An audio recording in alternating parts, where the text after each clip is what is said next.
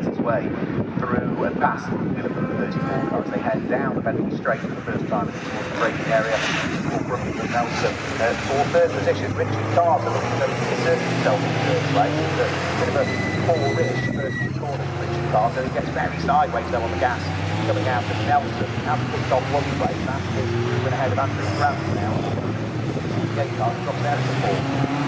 So more taking the game of impact. He's all just buying the position, trying to find more confidence, and you mentioned it as well, going through the middle section of the circuit, the infield section, if you will. There was lots of drivers that were a bit more confident in the wet conditions, that maybe had some slightly better tyre warm-up, but already coming out of the final corner and coming towards the line is Christian Pittard to tick lap number 1 in the book across the line. He will go very shortly, followed by James Tubby, and then is it still Richard Carter in third? Yes, it is. The battle for fourth, however, that is already Pittard's that's managed to Pittard that might have just worked his way up into fourth place, still side by side as they head through turn 1. I've got a feeling Johnny Pittard just about managed to wrangle fourth place. Yeah, we thought Johnny Pittard was making progress, so and absolutely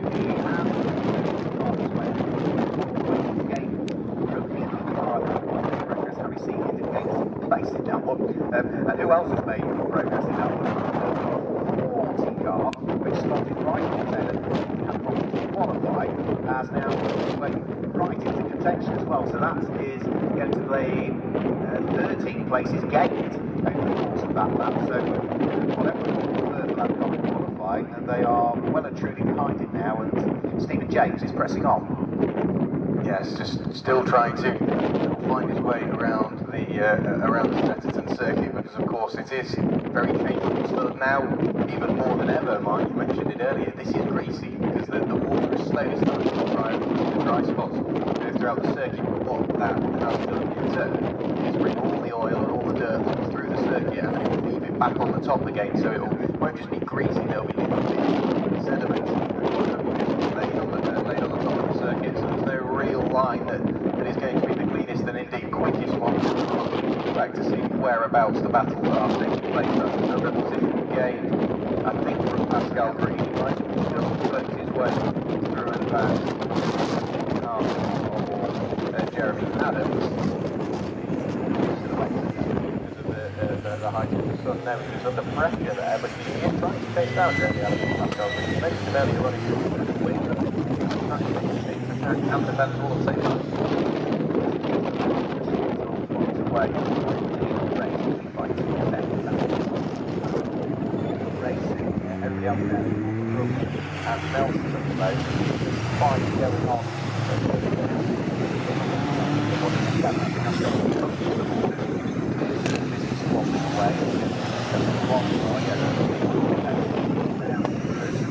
Bob Hole towards Cora, trying to attack the car that lies just ahead of him as over the start and finish line goes.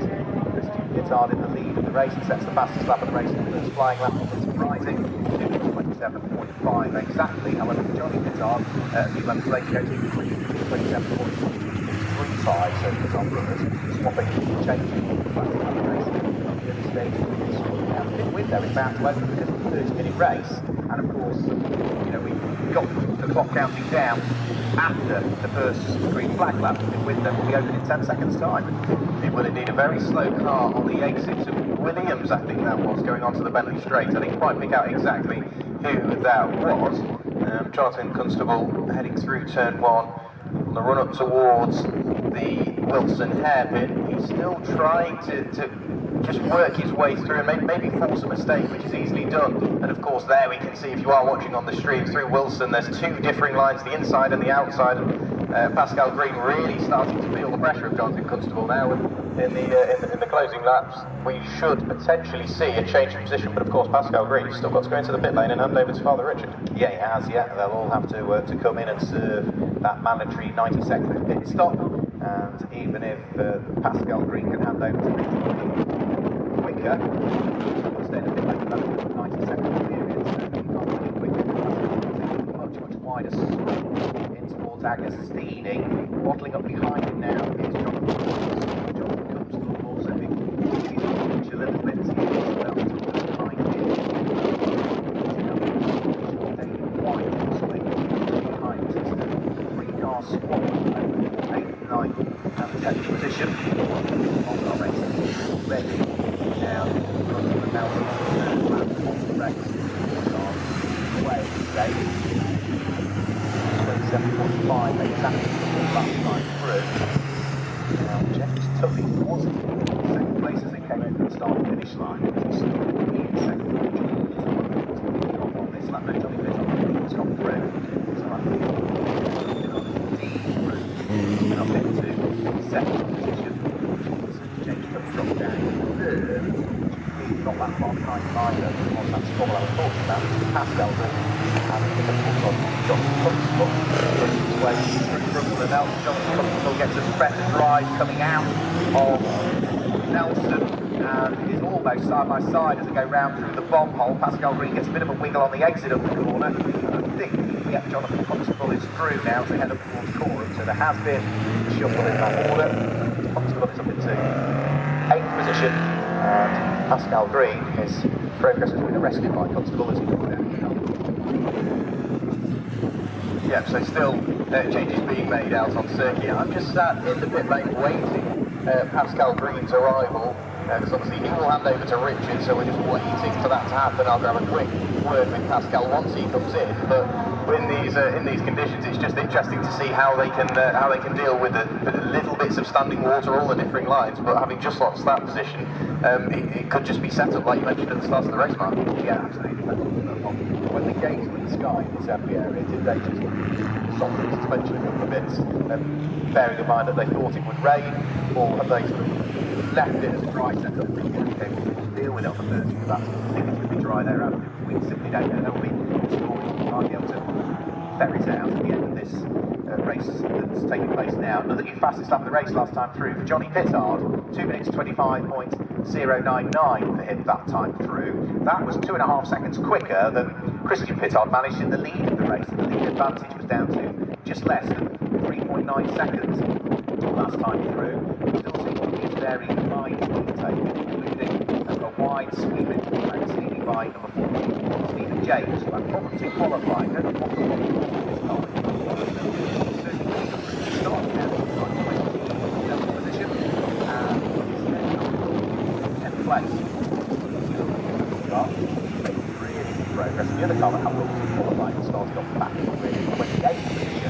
It's Bishop is now in 13th, and they have made remarkable progress in this race. It's over.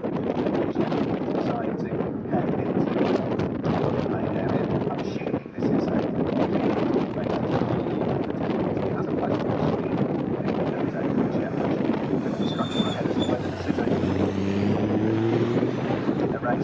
where they, the column where they fit it, usually flash because they really go down to the outside. I'm wondering, is it a pit stop race? It's got to be. It's got drivers and sharing cars. I can't see how it could be anything else unless, of course, you might want to try and slow it down.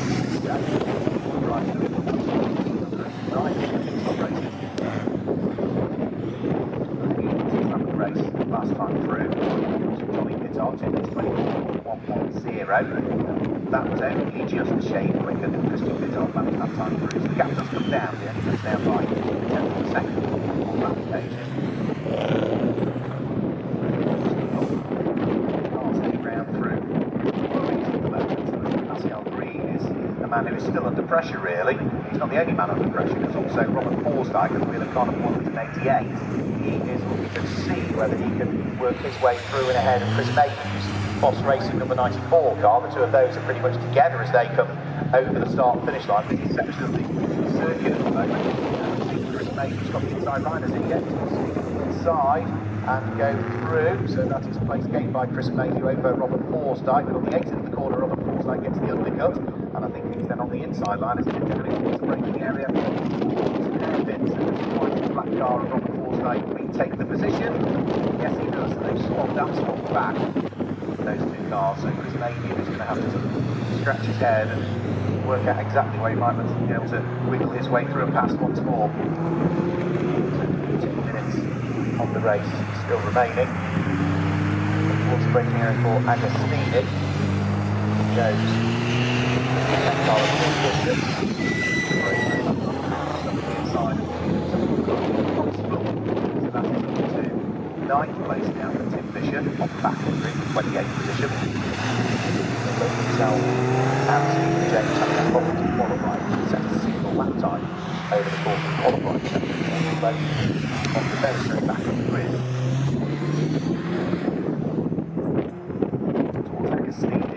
Got another good little fight as well. That looked as though that was Pascal Green who was closing up David White's car. So 11th and 12th place, which means that David White has gone through and ahead of Pascal Green since they came over the start-finish line last time through. Another new fact is after race to our race leader as well, Christian Pittard, which is split second place, was betted by Johnny Pittard.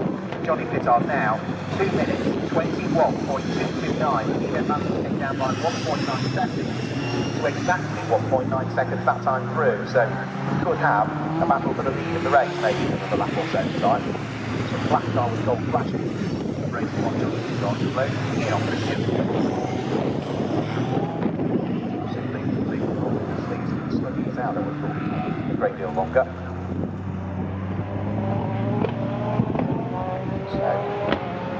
Through the right-hander, 12 minutes to go. I think the question's probably been answered as to whether this is a pit stop race, because nobody has yet pitted. There's only 2.5 minutes still to go if it were a pit stop race. So I think they are 2 30-minute races, and therefore when we've got cars being shared by drivers, one will do one race, one will do the other. Who's that that's had the off? Let's just have a quick look. That's the number 50 car that's had the off, which means that is Chris Biglin, who has gathered up the Caterham Supersport with Rob on the opposite side now, having a look onto the grass on the exit of Brundle and Nelson. And he'll get going towards the lead of the race.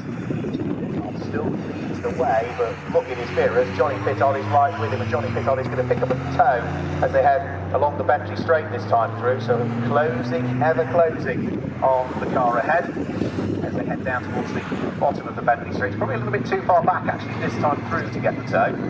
Probably within about a second off, 1.9 seconds through. They came over the start this time, so I'm sure he's really quite close enough on the top section of the Bentley Straight. You can see how they are almost steering the car on the power coming out through Brundle and Nelson. Little switch of oversteer as the driver gets on the gas. Another couple of little switches in corner as you go round through the bob hole. The tyres on the very edge of Adhesion. Also probably a bit of traffic in the road as well, with them for too much longer, which will be Russell Gunter. And Russell Gunter is busy at the moment having his own little squabble with, I think that might be Tim Harmer possibly, who's just ahead of him. We'll have to wait and see, but they're about to be gobbled up by the race leaders as they come over the start-finish line. Now it's Sean Cronin is the car he's doing battle with, so Sean Cronin moves out at halfway. He doesn't want to get involved. Gunter sees them coming, or does he? No, comes straight across the nose of Christian Pittard heading in towards Richie's corner. That delays Christian Pittard. Johnny Pittard got delayed slightly as well. Now the pair of them with 10 minutes to go are absolutely together heading into towards the braking area for Wilson Hairpin. Slight crest downhill to Wilson, slightly uphill on the straight, very slightly downhill to get it towards Palmer, and the Swallows on for the lead of the race. Now Johnny Pittard looking as though he might try and get the overlap here on Christian Pittard as they head down the straight and up towards the braking area for Agostini. He's got the inside line, but he's not quite brave enough. He blends out of the throttle